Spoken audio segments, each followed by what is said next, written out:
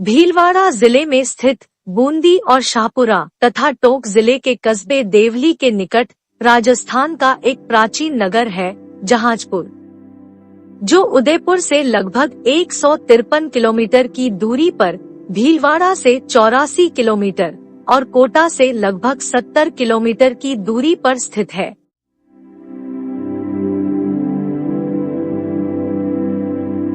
आइए थोड़ा सा पीछे चलते हैं। बात है 23 अप्रैल 2013 की। गांव का नाम जहाजपुर और शुभ दिन है महावीर जयंती का। अरे सुनो, एक मकान की खुदाई में कुछ मूर्तियां निकली हैं। नहीं, इससे ज्यादा मूर्तियां निकली हैं। सब तरह की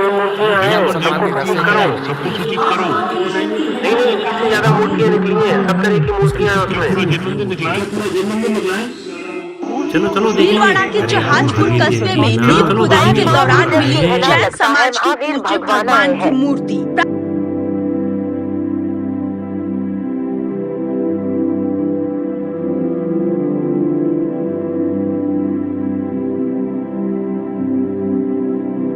जैन दर्शन तो तीनों लोकों में सदा से विराजमान रहा है, क्योंकि जैन दर्शन कोई धर्म नहीं है। ये तो एक विज्ञान है जो कि व्यक्ति पर नहीं बल्कि तत्वों पर लागू होता है। जैसे सिर्फ नाम के आगे जैन लगा लेने से व्यक्ति जैन नहीं हो जाता, ठीक वैसे ही जैन दर्शन के साक्ष्य मिटा देने से ये विज्ञान समाप्त नहीं हो जाता।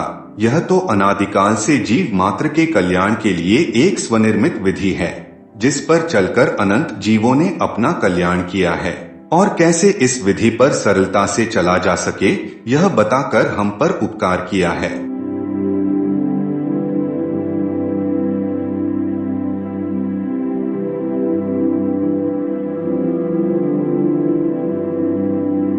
आइए थोड़ा और पीछे चलते हैं, यानी हम बात शुरू करेंगे ईसा पूर्व 269 से, जब मौर्य वंश के तीसरे शासक सम्राट अशोक अपना साम्राज्य संपूर्ण भरत क्षेत्र में फैला चुके थे।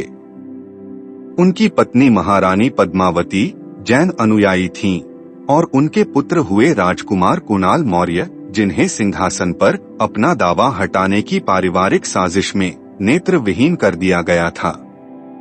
इस प्रकार कुणाल मौर्य के उत्तराधिकारी के रूप में उनके भाई दशरथ मौर्य को प्रतिस्थापित किया गया।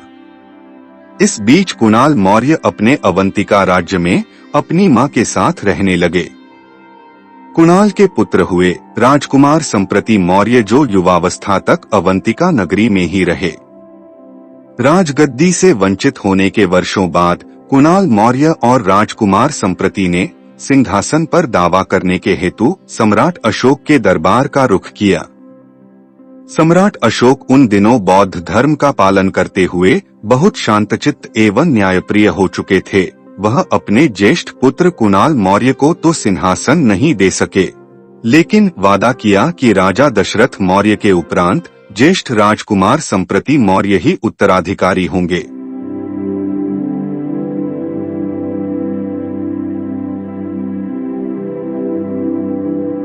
इस प्रकार राज्यादेशानुसार राजा दशरथ की मृत्यु के बाद मौर्य वंश के 5वें शासक के रूप में राजकुमार संप्रति मौर्य को साम्राज्य का दायित्व मिला।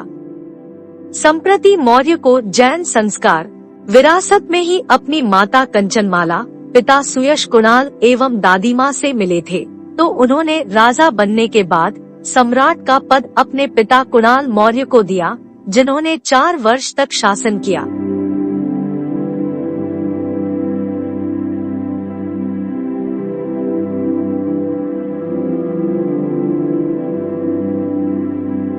उनके पश्चात ईसा पूर्व 228 से सम्राट संप्रति मौर्य ने कई वर्षों तक शासन किया और जैन दर्शन के प्रभुत्व को स्वर्णिम अक्षरों में लिखने का कार्य किया।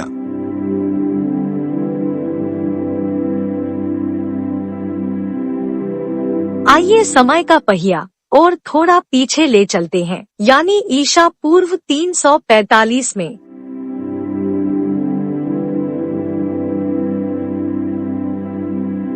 प्रारंभ करते हैं सम्राट चंद्रगुप्त मौर्य से, जो भारतवर्ष के इतिहास के पहले सबसे बड़े साम्राज्य के राजा रहे हैं, जिनके होने के ऐतिहासिक साक्ष्य मौजूद हैं।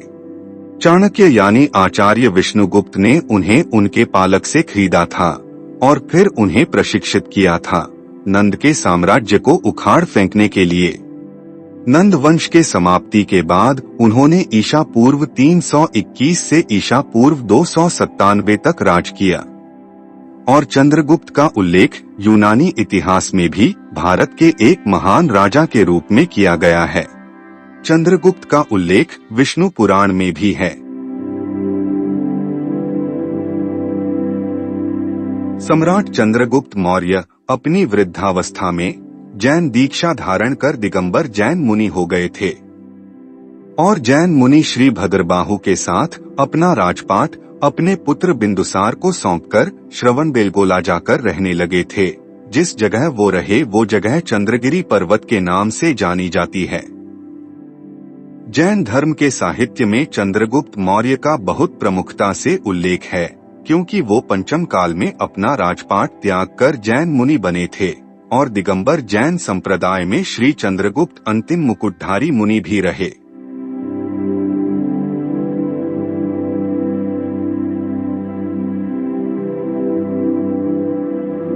मुनि श्री चंद्रगुप्त ने जैन धर्म में मुनि परंपरा की सबसे कठिन विधि यानी संलेखना विधि से अपने प्राण त्यागे थे। संलेखना में मुनि धीरे धीरे अपने आप को निराहार और फिर निर्जल रखकर अपनी मुक्ति का मार्ग चुनते हैं। बेंगलोर के पास स्थित चंद्रगिरी में उस जगह पर जहां भारत के प्रथम सबसे महान राजा ने मुनि पद धारण कर प्राण त्यागे, वहां उनकी समाधि आज भी स्थित है और चंद्रगिरी के पास श्रवणबेलगोला में ही भगवान बाहुबली की प्रतिमा विंध्यगिरी पर्वत को काटकर 981 ईस्वी में गंगवंश के चामुंडराय द्वारा बनवाई गई थी।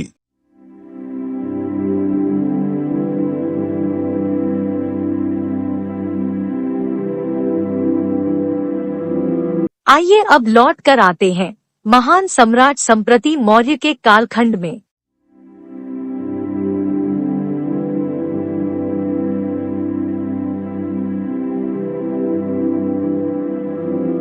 एक समय सम्राट संप्रति अपने राजमहल के झरोखे में बैठे थे। तभी राजमार्ग से जाते हुए जैन आचार्य सुहस्तिसूरी को देखकर सम्राट को ऐसा अनुभव हुआ कि मानो वे इस साधु पुरुष के साथ वर्षों से परिचित है। उन्होंने गुरु महाराज को महल में पधारने की विनती की। तत्पश्चात महाराज संप्रति ने प्रश्न किया कि आपको देखकर मुझे ऐसा क्यों लगा कि मानो आपके साथ मेरा वर्षों से गहरा परिचय रहा हो, ऐसा क्यों?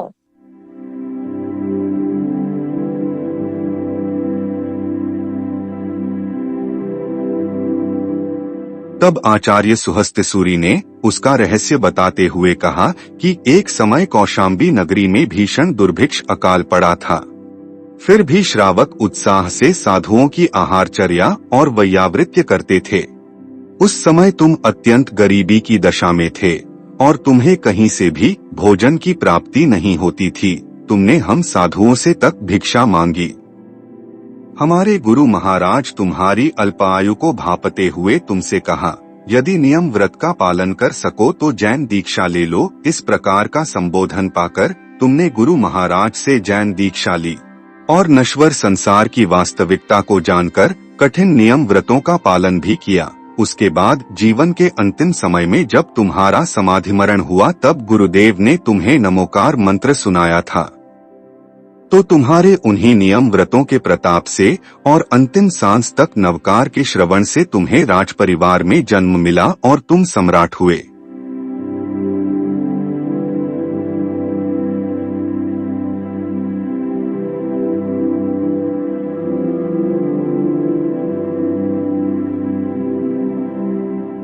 यह सुनकर महाराजा संप्रति ने अपना राजपाट आचार्य सुहस्तिसूरी के चरणों में रख दिया था। परंतु आकिंचन वैरागी जैन मुनि भला राज्य का क्या करें?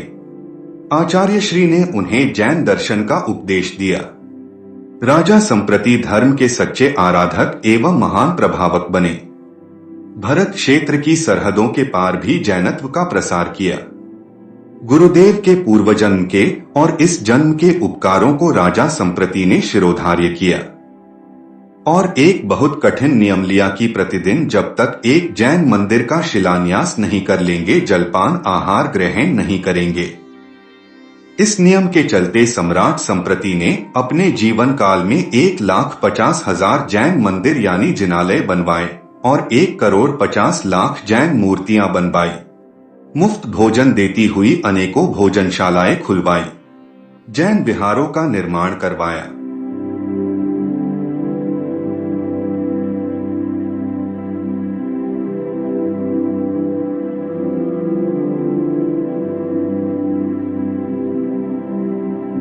आइए अब लौट कर आते हैं जहाजपुर के इतिहास में। विदित रहे कि सम्राट संप्रति की प्रिय राजधानियों में जहाजपुर का नाम मुख्य रूप से आता है। जहाजपुर का किला मूल रूप से महाराजा संप्रति द्वारा ही बनवाया गया था और जहाजपुर में ही उन्होंने अनेकों जैन मंदिरों का निर्माण भी करवाया था, जिनके प्राचीन अवशेष नगर में कई जगह देखे जाते हैं।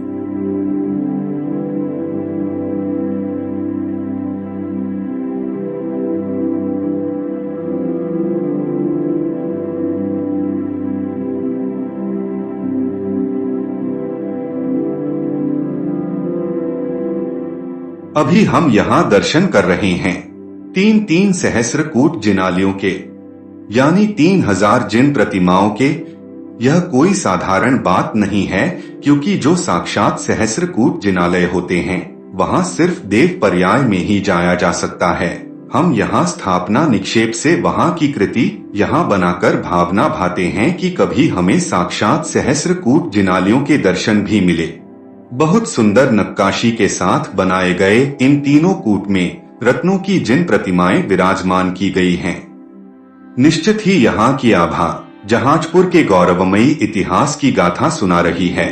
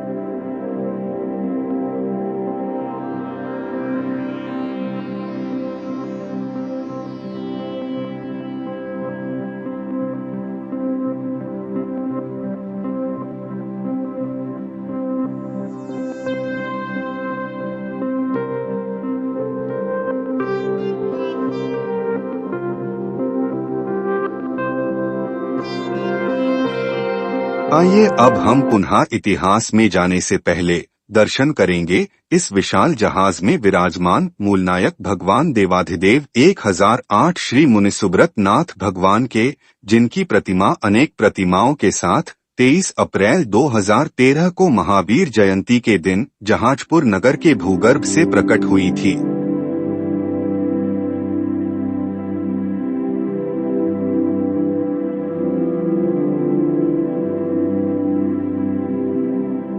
जम्बूद्वीप के भरत क्षेत्र के 24 तीर्थंकरों में 20वें तीर्थंकर भगवान मुनिसुब्रत हुए, जिनका चिन्ह कछुआ होता है और अति प्राचीन प्रतिमाएं चिन्ह रहित होती है, जिनकी पहचान उनके साथ विराजमान जिन शासन के देवी देवताओं या यक्ष यक्षिणी की प्रतिमाओं से की जाती है। हरिवंश पुराण के अनुसार इन शासन देव देवियों के प्रभाव से शुभ कार्यों में बाधा डालने वाली शक्तियां समाप्त हो जाती है। भगवान मुनिसुब्रत के शासन देव वरुण देव और बहुरूपिणी देवी होती है, जिनकी प्रतिमाएं भी साथ प्रकट हुई है, जो परिसर में विराजमान है। निश्चित ही अभी और भी तीर्थंकरों की प्रतिमाएं भूगर्भ में होंगी, जिनके शासन देव और देवियों की प्रतिमाएं मिल चुकी हैं।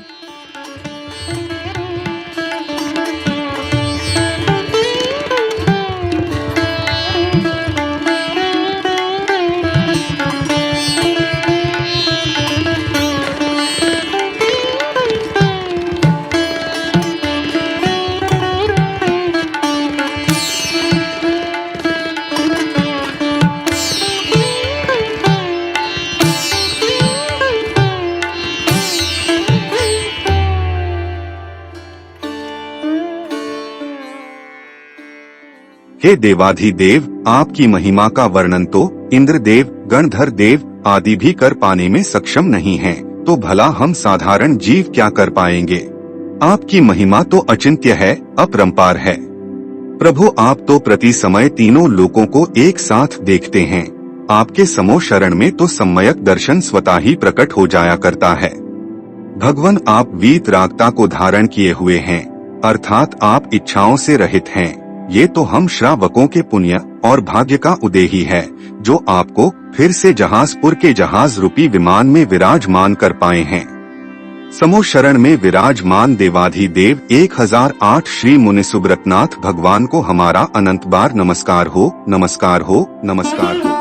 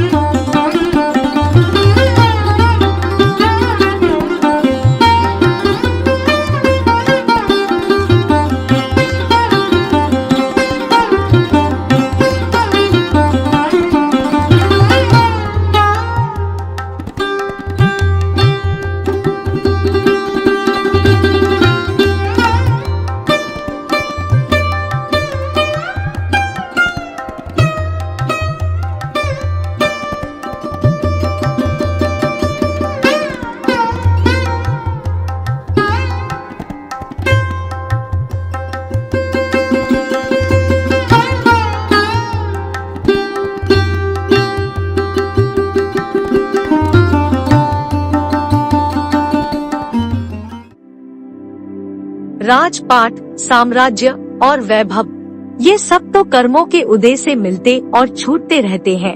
इस जीव ने अनादिकाल से यही सब तो किया है, पर जीवन से संतुष्ट तो कई चक्रवर्ती भी 6 खंड का राज्य भोग कर भी ना हो पाए। इसी जहाजपुर नगर में बीते 2000 वर्षों में बड़े बड़े राजाओं ने राज किया, जिनका वर्णन सिर्फ इतिहास में दर्ज है। और जिन्होंने अपनी इंद्रियों, अपनी आत्मा और अपने कर्मों पर राज किया, उनका वर्णन इतिहास के साथ आगम में भी वर्णित है। यहाँ विराजमान हैं ऐसे ही 24 तीर्थंकरों की प्रतिमाएं, जिन्होंने वीतराग विज्ञान के सिद्धांतों पर चलकर न सिर्फ अपना कल्याण किया, बल्कि हमारे लिए भी मार्ग प्रशस्त किया। अब ये सभी तीर्थंकर भगवान अनेकों सिद्धात्माओं के साथ सिद्धालय में विराजमान हैं, जो अब जन्म मरण से मुक्त हैं।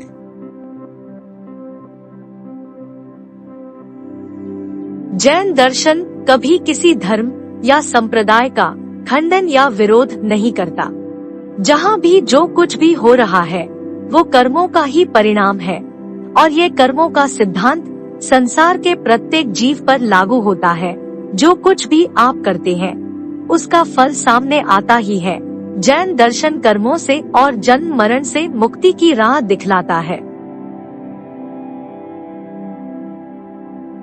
हमारे संदर्भ में हमारे आराध्य भले ही वीतरागी हों, पर हम भक्ति वश अपने कर्तव्य की डोर तो उनसे बांध ही लेते हैं, भले उसके लिए बार बार जन्म क्यों न लेना पड़े।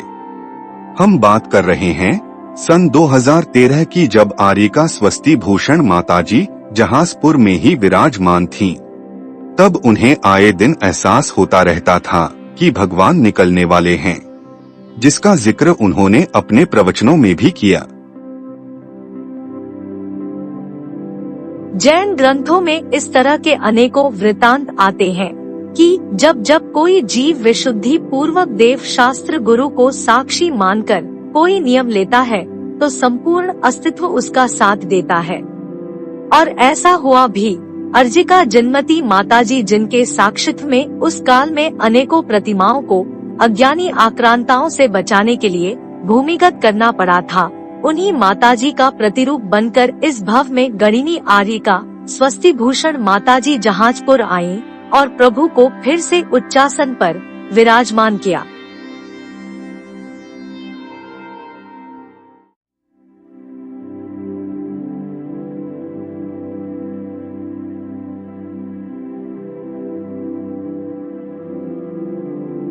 प्राचीन काल में जहाँ भी जैन मंदिर बनते थे उनमें मुख्य रूप से अरिहंत भगवान की प्रतिमाओं के साथ उनके जिनशासन यक्ष देव एवं यक्षिणी देवी की प्रतिमाएं तथा सरस्वती देवी की प्रतिमाएं भी बेदी के आसपास विराजमान की जाती थी। तो जहाजपुर में जो भी प्रतिमाएं निकल रही हैं, वो स्वतः प्रमाणित है कि यह मंदिर सम्राट संप्रति के कालखंड में उनके द्वारा ही बनवाए गए होंगे, जिनमें यह प्रतिमाएं विराजमान होंगी। करीब 100 बीघा के क्षेत्रफल में बनाया गया यह विशाल जहाज रूपी जैन मंदिर आज सिर्फ जहाजपुर नगर ही नहीं बल्कि पूरे राजस्थान और भरत क्षेत्र को सुशोभित कर रहा है। यहाँ देवकृत अतिशय होते ही रहते हैं। परिसर में ही निर्मित अति विशाल अत्याधुनिक धर्मशालाएं, भोजनशालाएं जहाजपुर तीर्थ क्षेत्र को विश्वस्तरीय बनाती है। मंदिर कमेटी द्वारा यहाँ का उत्कृष्ट रख रखाव किया जाता है।